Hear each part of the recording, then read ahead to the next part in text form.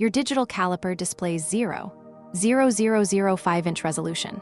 The spec sheet claims plus or minus 0.001-inch accuracy over 6 inches. Both numbers are fiction.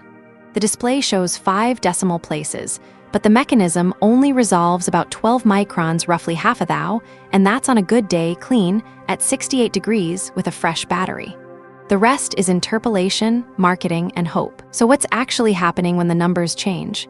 And why does 0 drift 3/10 while the part sits untouched on the surface plate? Under the plastic cover sits a capacitive linear encoder, not a glass scale, not a magnetic strip. A stainless steel beam carries a patterned electrode, thousands of rectangular pads, each 0.008-inch wide, spaced 0.008-inch apart. The slider holds a matching stator with 4 interleaved pickup plates. As the slider moves, the overlapping area between beam pads and stator plates changes capacitance in a repeating cycle. The ASIC counts these cycles and interpolates within each cycle using phase shifts between the 4 plates. 1 full cycle equals 0.008-inch. The interpolation divides that by 2048. That's where your 0.0005-inch display digit comes from math, not measurement. The encoder resolves 0.008-inch per cycle. Divide by 2048 and you get 3.9 microns 0.00015-inch. That's the theoretical resolution. But the spec sheet accuracy is plus or minus 0.001-inch over 150 mm. That's 25 microns. The display shows 5 decimal places in inches 0.00001-inch or 0.25 microns. You're reading digits 100 times finer than the instrument can actually place. The last 2 digits are pure noise. Worse, the interpolation assumes perfectly linear capacitance change across each pad. Real electrodes have edge effects, contamination, and parasitic coupling. The linearity error alone can hit plus or minus 0.0003-inch within a single 0.008-inch cycle. 0 the caliper. Walk away. Come back in 20 minutes. The display reads 0.0003. The part hasn't moved. The capacitive encoder measures overlap area between beam electrodes and stator plates. That capacitance depends on the dielectric constant of whatever fills the gap air, mostly. But a fingerprint on the beam adds a 0.0005-inch layer of oil and salt with dielectric constant around 3. Air is 1. The ASIC sees increased capacitance, interprets it as increased overlap, and adds counts. A single thumbprint near the 0 reference shifts 0 by 2 to 5/10. Wipe it with acetone. 0 returns. The caliper isn't measuring position. It's measuring the dielectric environment between 2 metal surfaces. The ASIC runs on a 3.0-volt coin cell. The capacitive measurement circuit uses that voltage as its reference. As the battery drops from 3.0 to 2.7 volts, still good on a tester, the reference voltage drifts. The interpolation algorithm assumes a stable reference. A 10% voltage drop can shift the 0 by 0.0004-inch and scale factor by 0.02%. Over 6 inches, that's another 0.0012-inch of error. The display doesn't warn you. The low battery icon appears at 2.4 volts, long after accuracy has evaporated. Replace the cell every 6 months if you care about the 3rd decimal place. Or wire in a 3.3-volt LDO regulator from a donor board. The ASIC will thank you. Slide the jaws. Feel that slight hitch? That's the jib, a brass or plastic shim between the slider and beam. Factory spec allows 0.0002 to 0.0005-inch of play. The capacitive encoder reads the slider body position. The jaws are bolted to that slider. When measuring an outside diameter, measuring force pushes the jaws apart, the slider rocks on its jib, and the encoder reads a position the jaws aren't actually at. On a 6-inch caliper with 0.0004-inch jib clearance, a 5-pound measuring force can tilt the slider 0.00015-inch at the jaw tips. Inside measurements pull the jaws together, same error, opposite sign. The electronics have no idea. They only know where the slider body sits. Measure a 2-inch bore. The jaws contact at the tips, 3 inches from the beam center line. Your caliper has Abbe error, the offset between measurement axis and scale axis. Any angular wobble of the slider multiplies by that offset. A 0.0001 inch tilt at the beam becomes 0.00025 inch at the jaw tips. The spec sheet accuracy assumes you measure on the center line. You never do. Outside measurements on a 6-inch part put the contact points 4 inches off axis.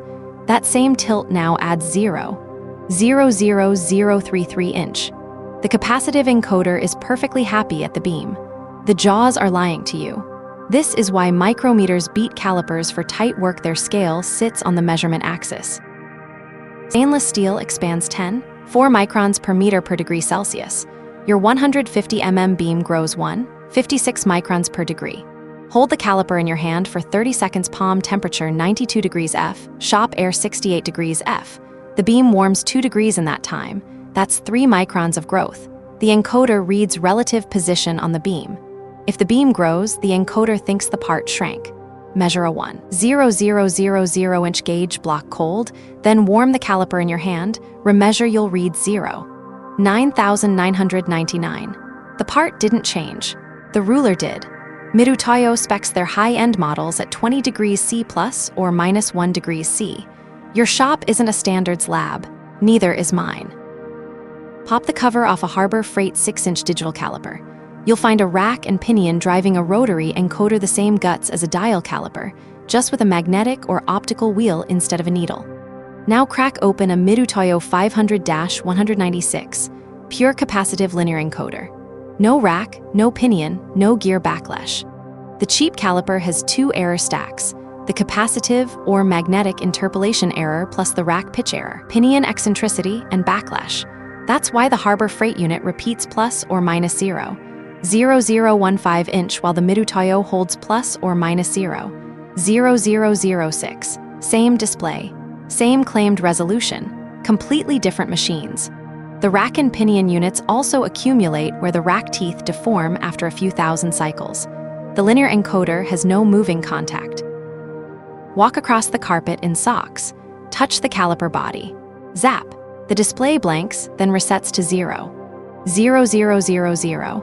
You just injected 15,000 volts into a CMOS ASIC rated for 300 volts on its input pins. The ESD diodes on the beam electrodes clamp most of it, but not all. The stator plates connect directly to the interpolation amplifier. A single discharge can shift the zero permanently by 0.0008 inch or kill the channel entirely. The caliper still turns on. It still counts. It just counts wrong. Mirutoyo adds a dedicated ESD shield layer under the stator. Cheap clones don't. Ground yourself before picking up precision tools, or keep a $3 anti-stat wrist strap at every bench. It's cheaper than a new caliper.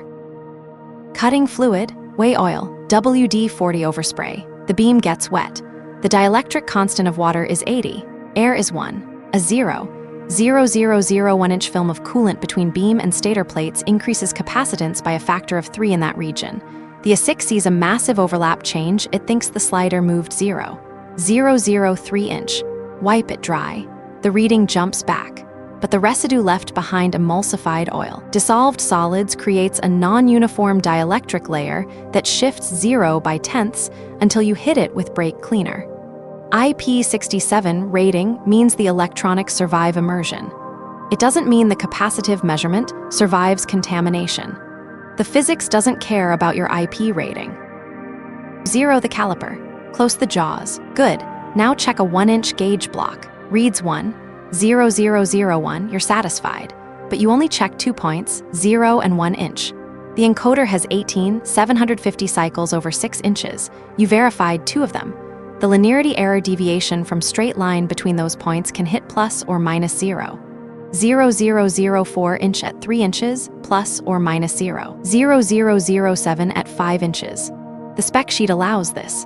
A real calibration checks at least 5 points, 0, 1, 2, 4, 6 inches, and it checks inside jaws, outside jaws, depth rod, and step measurement. Each jaw pair has its own Abbe offset. Each function has its own wear pattern. A calibration sticker from a lab that only checked 0 and 1 inch isn't calibration. It's theater. The Mirutoyo 500-196 uses a custom ASIC with 16-bit interpolation, temperature-compensated reference voltage, and a guard ring electrode pattern that rejects common mode contamination. The Harbor Freight 92712 uses a generic 12-bit chip, no Tempco reference, and a simple 2-plate stator. Side by side on a 6-inch gauge block at 72 degrees F. Mirutoyo reads 6,00005. Harbor Freight reads 5,9993. Warm both to 85 degrees F under a heat lamp. Mirutoyo drifts to 6,00012. Harbor Freight drifts to 5,9978. The difference isn't magic. It's $1 for a SiC versus $0. 81, a guarded electrode pattern versus a bare one, and a beam ground flat to 0. 0,005 inch versus stamped to 0. 0,005. You pay for the error budget you can't see. Your caliper drifts because it's a capacitor measuring capacitance, not a ruler measuring length. Every error source compounds. Dielectric contamination shifts 0. Battery sag shifts scale factor. Jib play decouples jaws from encoder. Abbe error multiplies angular wobble by offset distance. Thermal expansion changes the beam length under your fingers. ESD damage silently corrupts the interpolation. The rack and pinion clones add gear error on top. The display shows 5 decimal places because the ASIC counts to 2048 per cycle, not because the mechanism resolves that well. The spec sheet accuracy is a statistical promise at 20 degrees C, clean, centered, fresh battery. Your shop meets none of those. Know the physics. Trust the tool for what it is, a convenient 0. 001 inch indicator, not a 0. 0001 inch standard.